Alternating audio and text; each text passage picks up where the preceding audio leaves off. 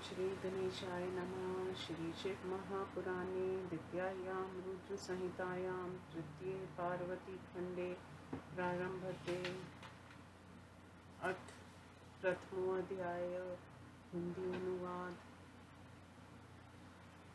नारद जी ने कहा, हे ब्रह्मा जी, दक्ष प्रजापति की पुत्री जगदम्बिका सती अपने पिता के यज्ञ में अपने शरीर का त्याग करके फिर कैसे हिमालय की पुत्री हुई और किस प्रकार के महान तप को करके उसने फिर से शिव जी को पति के रूप में पाया, ये आप मुझे विस्तार पूर्वक सुनाइए। ब्रह्मा जी ने कहा, हे मुनिवर, पार्वती के उत्तम परम पावन तथा पापों का नाश करने वाले चरित्र को सुनो। जिस समय परमेश्वरी सती देवी आनंद से शिव जी के साथ हिमालय पर विहार कर रही थी, उस समय हिमालय की पत्नी मेनका सभी प्रकार की रिद्धि सिद्धियों से संयुक्त होकर उसे अपनी कन्या मानकर उसकी सेवा किया करती थी।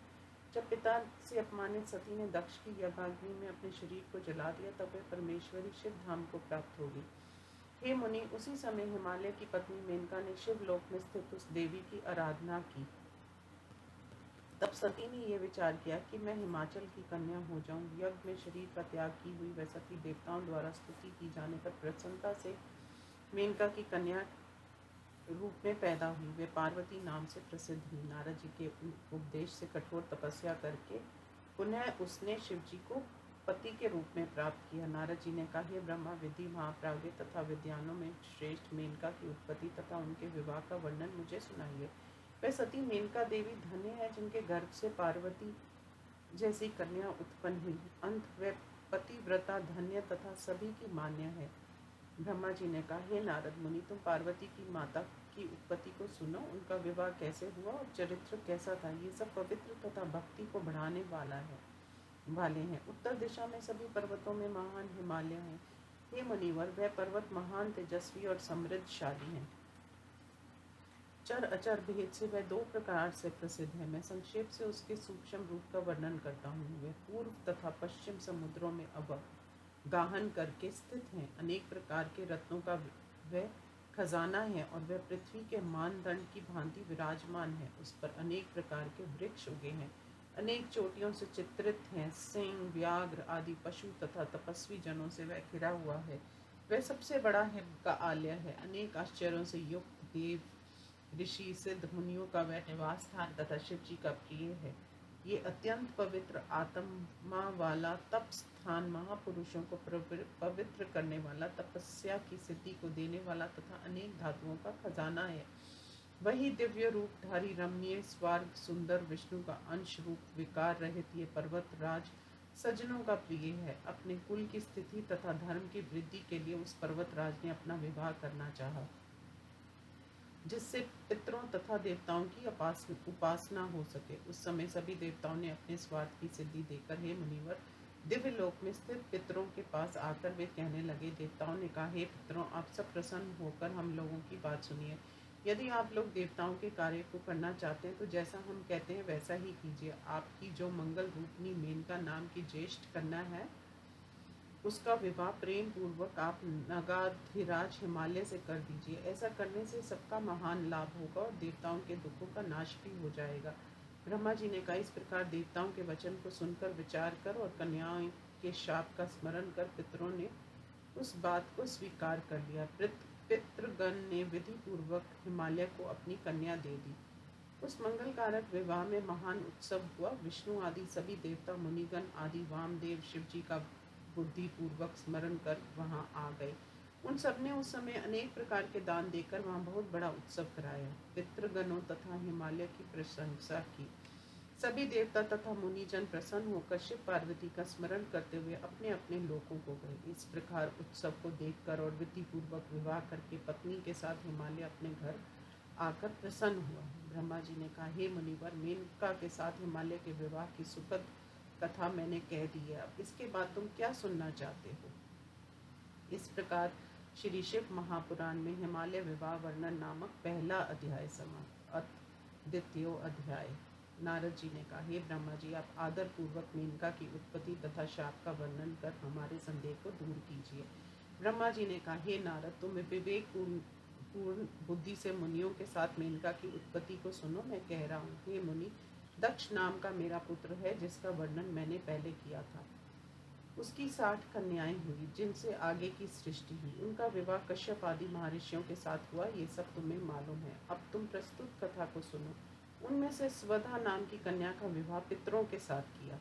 उसकी धर्म स्वरूप वाली सौभाग्यशालिनी 3 कन्याएं हुई। ये मुनिवर उनके पवित्र विघ्न नाशक तथा मंगल कारक नामों को सुनो। बड़ी कन्या का नाम मीना, मध्य कन्या का नाम धन्या और अंतिम कन्या का नाम कलावती था। ये तीनों पितरों की मानसी संतानें थी। ये तीनों कन्याएं अयो निजा स्वदा से उत्पन्न होकर संसार में उसकी कन्या कही जाती हैं। इनका नाम स्मरण करने से मनुष्य को सभी कामनाओं की प्राप्ति हो जाती है। ये तीनों लोकों की माताएं सबकी वंदनीय तथा सबको आनंद देने वाली हैं। ये योगनिया परम ज्ञान की निधान है। हे मुनिवर, एक समय ये तीनों बहनें श्वेत दीप नामक विष्णु लोक को देखने के लिए गई। वहाँ विष्णु देव को प्रणाम कर भक्ति पूर्वक स्तुति करने लगी।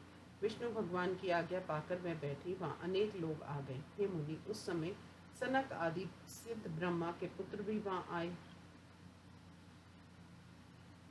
उनकी आज्ञा पाकर बैठ गए। सनकादि मुनियों को देखकर वह सभी शीघ्र वहाँ बैठे हुए देवताओं को प्रणाम कर खड़े हो गए। हे मुनि, पर ब्रह्मा शिव जी की माया से मोहित होकर वह तीनों बहनें खड़ी नहीं हुई।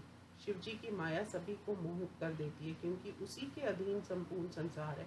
उसी को प्रारब्ध भी कहा जाता है। उसके नाम भी अनेक हैं। वे शिव जी की इच्छा से ही प्रवृत्त होती है, इसमें संदेह नहीं है। उसी के वशीभूत होकर उन्होंने प्रणाम भी नहीं किया। वे केवल उन्हें देखकर आश्चर्यचकित होकर बैठी ही रह गई। ज्ञानी सनकादि मुनीश्वर भी उनकी उस अशिष्टता को देखकर अत्यंत क्रुद्ध हुए। शिव जी की माया से मोहित होकर सनत कुमार आदि योगेश्वरों ने क्रुद्ध होकर उन तीनों कन्याओं को शाप दिया। सनत कुमार ने कहा, तुम तीनों बहनें पितरों की कन्या होने पर भी मूर्ख हो, सद्ज्ञान से रहित हो, वेद तत्व से शून्य हो। घमंड से तुम खड़ी नहीं हुई, ना तुमने प्रणाम ही किया। नर रूप को देखकर तुम मोहित हो गई हो, तुम स्वर्ग से निकल जाओ। तुम तीनों ही ज्ञान रहित होने के कारण पुरुषों की स्त्रियां बनोगी। अपने कर्मों के प्रभाव से इस प्रकार के फल को प्राप्त करो। ब्रह्मा जी ने कहा। इतना सुनकर वह तीनों अत्यंत भयभीत तथा आश्चर्यचकित होकर उनके चरणों पर गिरकर सिर झुकाकर पितरों की कन्याएं कहने लगी, हे मुनि श्रेष्ठ, दया के समुद्र, आप हमारे ऊपर प्रसन्न होइए। हमने मूर्खतावश ही आपको प्रणाम नहीं किया। हे विप्र, हे महामुनि, उसका फल हमने पा लिया, इसमें आपका दोष नहीं है। अब आप हमारे ऊपर कृपा कीजिए, जिससे हम पुण्य स्वर्ग को प्राप्त कर सके। ब्रह्मा जी ने कहा, हे तात, उनके वचनों को सुनकर शिव माया से प्रेरित होकर उस मुनि ने कहा कि अब मैं शाप को द्वार विधि को कहता हूँ। सनत कुमार ने कहा, पितरों की 3 कन्याओं, प्रसन्न होकर सदा सुखद तथा शोक नाशक मेरे वचनों को सुनो। तुम विष्णु के अंश स्वरूप और हिम के आधार पर्वत हिमालय की स्त्री की ज्येष्ठ कन्या पार्वती होगी। धन्या नाम की दूसरी कन्या, जिससे योगिनी भी कहते हैं, ये राजा जनक की पत्नी होगी। इसकी कन्या सीता नामक महालक्ष्मी होगी। छोटी कलावती द्वापर के अंत में वृषभान नामक वैश्य की पत्नी होगी। इसकी कन्या का नाम राधा होगा। मेनका नामक योगिनी अपने पति तथा पार्वती से वर पाकर उसी शरीर से परमपद कैलाश को जाएगी और धन्य सीता नामक पुत्री को उत्पन्न कर जनक वंश में पैदा हुए सीधध्वज राजा को वैकुंठ पहुंचाएंगे। कलावती वृषभान के साथ विवाह कर राधा नामक कन्या को जन्म देकर निस्संदेह गोलोक को जाएगी।